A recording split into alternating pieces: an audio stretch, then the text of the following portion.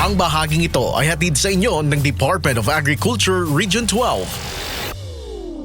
Nagtapos sa 3 araw na registry system for basic sectors and agriculture for Friday ng DA12 ang mga kinatuwa ng mga local government units sa rehiyon.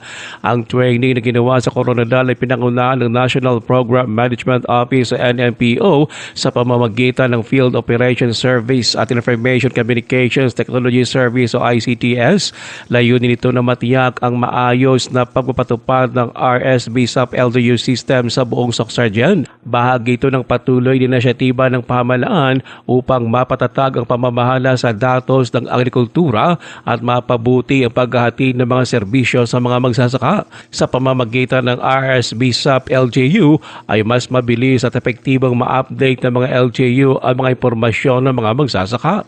Tiniyak din na nasabing system ang tumpak na papanahon at maasang datos na gagamiting gabay sa epektibong pagplano at pagbibigay ng mga programa at proyekto na angkop sa pangangailangan ng mga magsasaka at may isda sa Region 12. Ruel Osano, NDBC, Bida Balita.